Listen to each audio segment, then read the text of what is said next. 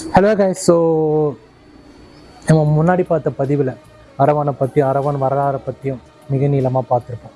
ஆனால் இந்த பதிவில் 2000 வருடங்களுக்கு முன்னாடி போய் மதுரையோட புகழ்பெற்ற மீனாட்சி அம்மன் வரலாறை பார்ப்போம்.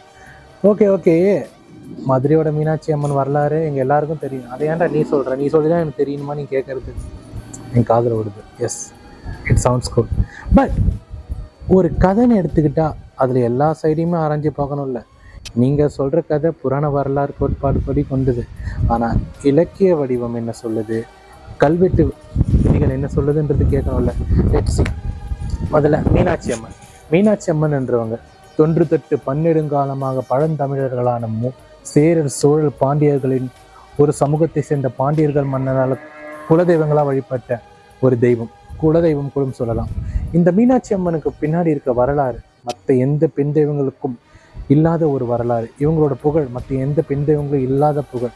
ஸோ அப்படிப்பட்ட மீனாட்சி அம்மனுடைய உண்மை கதை, உண்மை வரலாறு என்றது கன்க்ளூட் பண்ண முடியுமான்றது எனக்கு தெரியல. மைட் பி இவங்க சொன்ன இந்த புராண கோட்பாடுகளும் தற்போது தொல்லியல் துறையால் கண்டெடுக்கப்பட்ட கல்வெட்டு இலக்கிய சான்றுகளையும் வச்சு ஒரு டீப் அனலிசிஸ் பண்ணும்போது ஒரு சில விஷயம் நம்மளால சொல்ல முடியும். அதை லெட்ஸ் சீ பார்ப்போம். முதல்ல மீனாட்சி அம்மன் ஃபஸ்ட்டு இவங்களோட புராண கோட்பாடை பற்றி பார்ப்போம், புராண கதைகளாக பார்ப்போம். பழங்காலங்களுக்கு முன்னாடி மதுரையை ஆண்டு வந்த பாண்டிய மன்னனான பழையோஜனமும் காஞ்சனமாலயங்களுக்கும் ஒரு குழந்தை வரம் தேவைப்படுது. குழந்தை இல்லாமல் கஷ்டப்படுறாங்க. இதனால் அக்னி பிழம்பேற்றி சிவபெருமானை நோக்கி கடும் தவம் புரிகிறாங்க. தவம் என்றால் பூஜை செய்கிறாங்க. அந்த பூஜையில் மனமகிழ்ந்த சிவபெருமான் காஞ்சனமாலையின் மடியில் ஒரு பெண் குழந்தையை தவழ்கிற மாதிரி கொடுக்குறாங்க. ஓகே, நம்மளோட தவம் வெற்றி பெற்றுச்சு என்று நினைக்கும் போது தான் அந்த இடத்துல ஒரு பெரிய ட்விஸ்டே இருக்கு. அப்படி வந்து விழுந்த மங்கை, சிறு பெண், அவள் மார்பகத்தில் 3 மார்பகங்களை கொண்டுள்ளார். இதை பார்த்து பழையோஜனமும் காஞ்சனமாலை ஷாக் ஆகிறாங்க. என்ன இந்த மாதிரி நம்ம வந்துச்சு, இதை வச்சு இவன் சமூகம் எப்படி பேசலாம் பண்ணும்போது ஒரு அசரீரி வாய்ஸ் கேட்குது. அசரீரி வாய்ஸ்னா பேக்ரவுண்ட்ல இருந்து கடவுள் வாய்ஸ்ன்னு சொல்லுவோம். அந்த வாய்ஸ் என்ன சொல்லுதுன்னா, பாண்டிய மன்னா, உன் மனைவி மடியில் கிளந்த பெண்மகள் பார்வதியின் மறு அம்சமாவாள். அவள் உடம்பில் உள்ள 3 மார்பகங்களை கொண்டு கவலைப்படாது. எப்போது அவளுக்குரிய ஆடவரை அவள் காண்கிறாளோ அப்போது வெட்கம் கொண்டு நான்கம் கொண்டு அவளுடைய 3வது மார்பான நடுமார்பு மறைந்து போகும். ஆனால் ஒரு கண்டிஷன், இந்த இடத்துல அந்த பெண்ணை நீ சிறந்த போர் மிகம் கொண்ட ஒரு பெண்ணா வளர்க்கணும். சாதாரண பெண் பிள்ளை போல் காதல் வயம் கொண்ட ஒரு பெண்ணா வளர்க்கக்கூடாதுன்னு சொல்றான். ஸோ அந்த அசரீரி வாய்ஸுக்கு ஏற்ற முறை அந்த ராஜாராணி இவங்களை வளர்க்குறாங்க. ஸோ இவங்க வளர்க்க இவங்க வளர்ந்து என்ன பண்றாங்க, எல்லா போர் விஷயங்களையும் கற்றுட்டு எல்லா ஊரு, எல்லா நாடு, எல்லா மக்களையும் போயிட்டு சண்டை போட்டு மற்ற ராஜ்யங்களை இவங்க மதுரை கீழே மண்டிட்டு சரணை வைக்கிறாங்க. அடுத்தது இவங்க பசிக்கிறாத மீனாட்சி தேவலோகத்தையும் போய் தேவர்களையும் வென்று தேவலோகத்தையும் தன் கையில கொண்டு வராங்க. இன்னும் இருக்க வேண்டிய இடம் ஒரே ஒரு இடம். அந்த ஒரு இடம் தான் சிவலோகம். சிவலோகத்தையும் போய் சிவகணங்களையும் தோற்கடித்து ஒரு ஆடவனை வெற்றி கொள்ள முடியாமல் நானும் கொண்டு வெட்கம் கொண்டு அவள் வாளின் கூர்மினைகள் மழுங்கி போகுது. யாருடா அந்த ஆடவன் அப்படின்னு பார்த்தா அப்பதான் ஹென்ட்ரோ வராது நம்ம ஹீரோ சிவபெருமான். ஸோ இவங்க அந்த பெண்ணை பார்த்து நானும் கொல்ல, இந்த பெண் இவங்கள பார்த்து நானும் கொல்ல ஒரு காதல் வைப்பு பிறக்குது. ஸோ இவங்க 2 பேரும் என்ன பண்ணுறாங்கன்னா மதுரைக்கு போய் கல்யாணம் பண்ணுறாங்க. அப்போ நம்ம மீனாட்சி அம்மனும் கண்டிஷன் போடுறாங்க, என் தாய் வீரை விட்டு நான் எங்கும் வரமாட்டேன் அப்படின்னு சொன்னதும் சரி, சிவபெருமானாலையும் ஒன்றும் பண்ண முடியல. சரி, நீயே இங்கே இருக்கும் போது நானும் சுந்தரேஸ்வரராக மாறி இங்கே அருள் பாலிக்கிறேன் அப்படின்னு சொல்லி இருவரும் ஒன்று சேர்ந்து அருள்பாலித்த வீடு தான் மதுரை மீனாட்சி அம்மன் கோயில். அப்படின்னு 16ஆம் நூற்றாண்டால எழுதப்பட்ட திருவிளையாடல் புராணத்துல இடம்பெற்ற திருவிளையாடல் பாசுரத்துல ஈசன் திருவிளையாடல்ல ஒரு சின்ன கதையா இந்த மீனாட்சி அம்மன் கதையை சொல்றாங்க. எப்போ 16ஆம் நூற்றாண்டுல பரஞ்சோதி முனிவர் நாயக்கர் மன்னரான திருமலை நாயக்கர் ஆண்ட காலத்தில். ஓகேவா, இது புராண கதை. இதை தூக்கி அப்படியே ஓரவை. அடுத்தது ஒரு கதைன்னு எடுத்துக்கிட்டா அது இலக்கிய சான்றையும் பேசணும், கல்வெட்டு சான்றையும் பேசணும்ல. ஃபர்ஸ்ட் இலக்கிய சான்று என்ன சொன்னதுன்னா, பாண்டியர்கள் மதுரையை ஆளுவதற்கு முன்னாடி அவங்க வாழ்ந்த இடம் கடலை இடமாக கொண்ட நெய்தல் நிலம். அதாவது நெய்தல் நிலம்னா நீரும் சார்ந்த இடமும், கடலும் சார்ந்த இடமும். அந்த கடல்ல வாழ்ந்து அந்த கடல்ல கிடைக்கிற தொழிலை வச்சு அவங்களோட வாழ்வியலை அவங்க நகர்த்திக்கிட்டாங்க.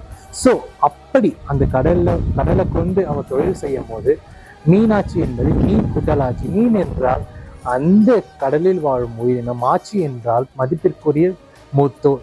அதாவது தன் தொழிலை வணங்கி தன் அந்த மீனை தெய்வமாக கொண்டதால் பாண்டியர்கள் மீனாட்சி என்று கூறியிருக்கலாம் அப்படின்ற ஒரு விஷயம் சொல்றாங்க. ஆனா இன்னொன்னு என்னன்னா, மீனாட்சி என்ற ஒரு பெண் அந்த நெய்தல் நிலத்துல அந்த நெய்தல் நிலம் மீனவ குடியில் பிறந்த பெண், பெருமை மிக மூத்தோர். அதனால மீனாட்சி அம்மன் குலதெய்வங்களாக வழிபடுறாங்க சொல்ற இன்னொரு டாபிக்கும் போகுது.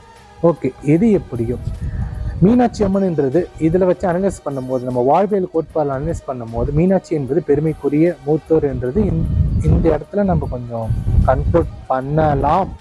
ஆனால் இது எந்த கிடையாது, இன்னும் நம்ம பார்க்க வேண்டிய நிறையா இருக்குது. இந்த கதையில் இலக்கிய சான்றுபடி மீனாட்சின்றது பாண்டிய மன்னர்களோடு பிறந்து வாழ்ந்து பெருமைக்குரிய மூத்தோராக வளர்ந்த ஒரு பெண். ஓகேங்களா? இன்னொன்று, பாண்டியர்கள் மதுரைக்கு வந்தாலும் அவங்க குலதெய்வமான மீனாட்சியை மறக்கல.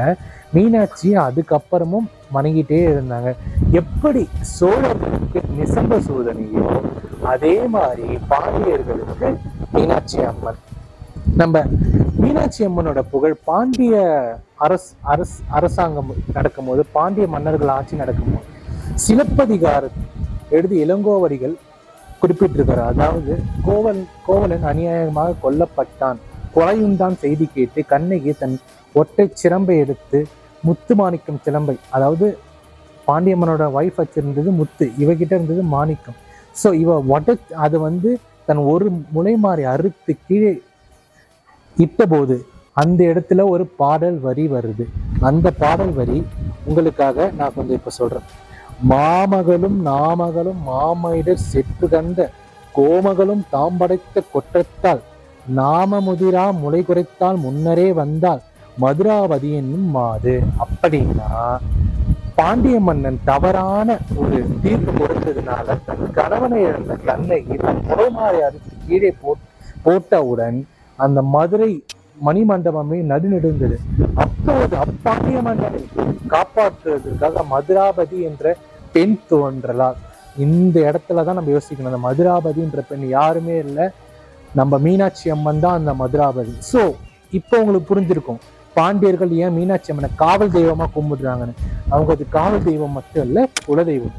ஸோ இப்படிலாம் நடந்துட்டு இருக்கும் போது நம்ம இன்னொரு விஷயத்தையும் கொஞ்சம் உற்று நோக்கும். எப்பயுமே தமிழர்களோட வரலாறு என்றது எதை முன்னோக்க கொண்டது? மெய்யியல் கோட்பாடு, வாழ்வியல் கோட்பாடு. அப்படி வாழ்வியல் கோட்பாடுன்ற அந்த மீனாட்சி அம்மன் இவர்களுக்கு ஒரு தெய்வமா காட்சி அளிக்கிறார். இரண்டாவது, ஓகே இதெல்லாம் ஓகேப்பா, நீ சொல்றது இலக்கிய கோட்பாடு. கல்வெட்டு கோட்பாடுன்னு ஒண்ணு சொல்லணும்ல.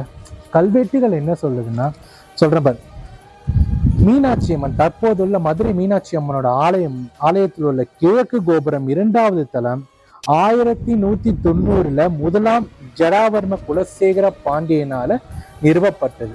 அப்படின்னா 13ஆம் நூற்றாண்டு. அதாவது என்னன்னா, இந்த கோயிலோட தலைவரலாறை கொண்டு போய் ஆராயணும்னா 13ஆம் நூற்றாண்டுல இருந்து வரணும்.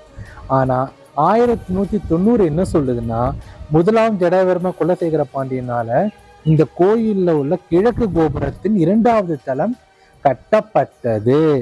மேலும் கற்கள் கட்டப்பட்டது. ஏனோ சில டெக்னிக்கல் ப்ராப்ளம்ஸ்னால அந்த கோயிலோட கற்பக கிரகம் வரைக்கும் இவங்களால பொது கற்களை அடுக்க முடியல. அப்புறம் சில காரணங்களுக்காக அந்த முதலாம் ஜடாவர்ம குலசேகர பாண்டியனாலே அந்த கோயிலோட கட்டடம் சீர்கழைக்கப்பட்டது. அதன் பிறகு வந்த யாருன்னா 2ஆம் மாரவர்ம குலசேகர பாண்டியன் அப்படின்ற மன்னனால மறுபடியும் புதுப்பிக்கப்பட்டு அந்த கட்டடம் கட்டப்படுது. அதாவது அந்த மண்டபம், அந்த கோபுரங்கள் கட்டப்படுது. அதன் பிறகு முகலாய சாம்ராஜ்யம் அதாவது என்னன்னா, பாண்டியர்கள், சேரர்கள், சோழர்கள் இவங்களோட வரலாறு முடிந்த பின்பு முகலாய சாம்ராஜ்யம் வந்ததில்லை. அப்படி வந்த முகலாய சாம்ராஜ்யத்தின் அலாவுதீன் கில்ஜி என்ற ஒரு, எப்படி சொல்றான், அவன் ஒரு அரக்க மாதிரி, அவன் ஒரு சர்வாதிகாரி. முகலாய அரசனான அலாவுதீன் கில்ஜியோட தளபதி மாலி கபூர் என்றவன் அந்த கோயிலை தரமட்டமாக்குறான்னா அந்த கட்டடங்களை நிறைய சேதப்படுத்துறான். அவன் அப்படி சேதப்படுத்தினால அடுத்த 50 வருஷத்துக்கு நம்மளுக்கு ஓலைச்சுவடிகளை கிடைக்கல. புரியுதா உங்களுக்கு? ஓலைச்சுவடி வரலாறு நம்மளுக்கு கிடைக்கல. ஓலைச்சுவடி வரலாறு கிடைக்காதனால இந்த கோயிலோட வரலாறு நம்மளுக்கு சரியா கிடைக்கல. அதன் பிறகு விஜயநகர பேரரசு வந்ததுக்கு அப்புறம் அந்த மதுரை அவங்க கண்ட்ரோல் கொண்டு வந்ததுக்கு அப்புறம் அதன் பிறகு சில ஓலைச்சுவடிகள் நம்மளுக்கு கிடைக்குது. ஓகேங்களா? அப்படி கல்வெட்டுகளும் கிடைக்குது, சில ஓலைச்சுவடியும் கிடைக்குது. அப்படி கிடைச்ச அந்த ஓலைச்சுவடி கல்வெட்டுகள் ஆதாரங்கள் படி 13ஆம் நூற்றாண்டில் அருள்மிகு மீனாட்சி அம்மன் கோயில் என்னவா இருந்ததுன்னா திரு ஆலவாய் உடைய நாயனார் கோயிலா இருந்தது. அதாவது திரு ஆலவாய் உடைய நாயனார் கோயில்னா சிவபெருமான் கோவில், சிவபெருமான் சன்னதி. சிவபெருமான் தான் இந்த இடத்துல மூலவராகவும் கற்பக விருகத்தில் உள்ள ஒரு சிலையாகவும் இருந்தார் என்றது 13ஆம் நூற்றாண்டுல திரு ஆலவாய் உடைய நாயனார் கோயிலா இருந்துன்னு சொல்லி அப்போ கிடைச்ச அந்த கல்வெட்டுகளும் அந்த ஆதாரங்களும் சொல்லுது. ஓகேங்களா?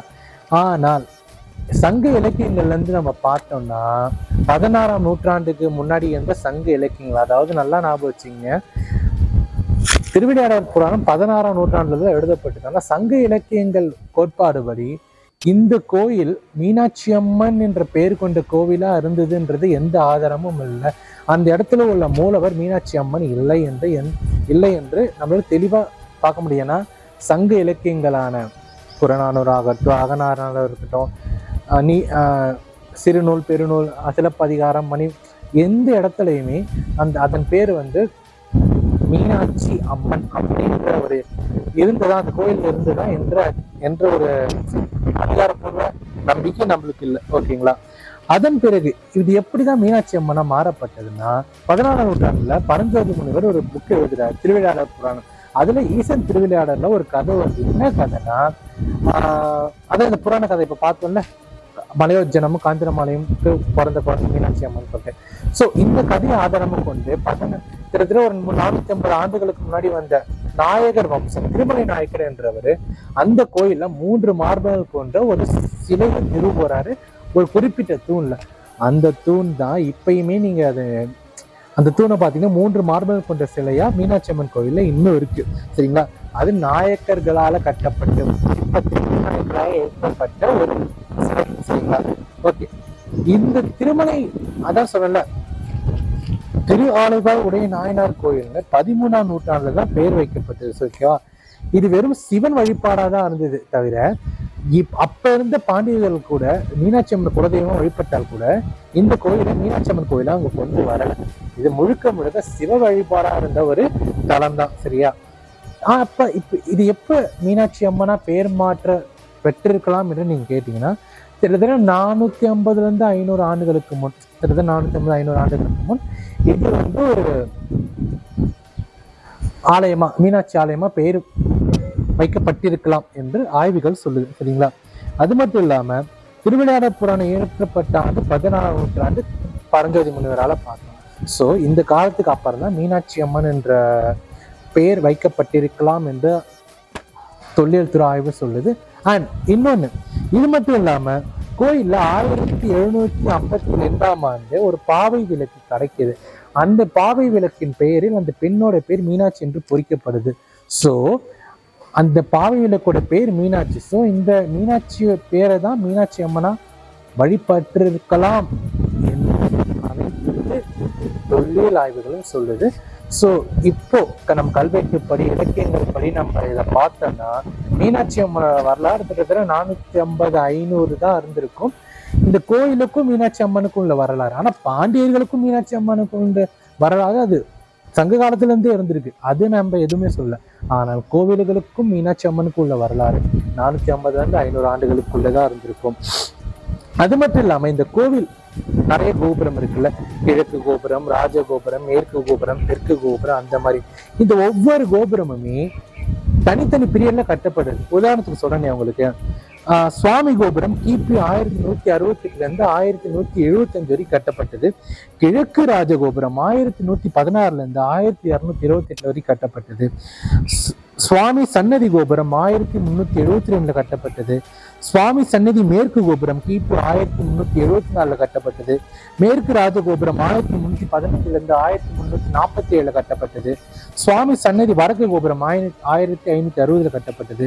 தெற்கு ராஜகோபுரம் 1559 கட்டப்பட்டது.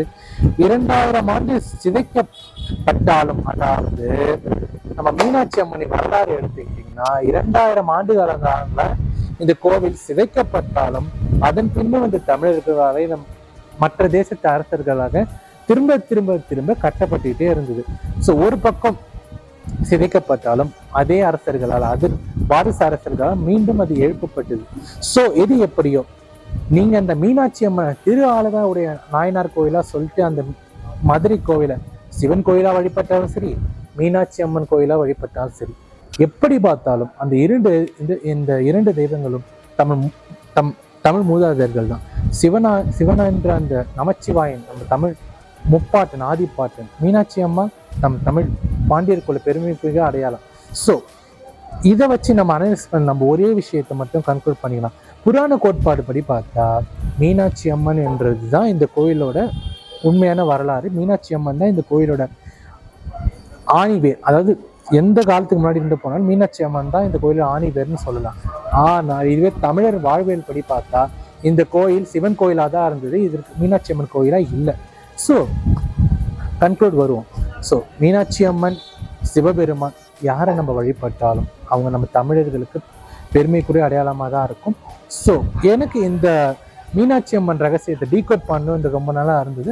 ஸோ இதுக்கு நான் உங்கள் முன்னாடியே வைக்கிறேன். இப்போ நம்மளுக்கு கிடைச்ச இந்த கல்வெட்டு ஆதாரங்கள், இலக்கிய ஆதாரங்கள், எழுத்து வடிவ ஆதாரங்கள், இதையெல்லாம் வச்சு உங்களோட ஒப்பீனியன் என்னன்னு நீங்கள் எனக்கு கமெண்ட்டில் சொல்கிறீங்க. அண்ட் உங்களுக்கு ஏதாச்சும் ஒரு டாபிக் பார்க்கணுன்னாலும் சொல்லுங்கள். Will see. பாய்.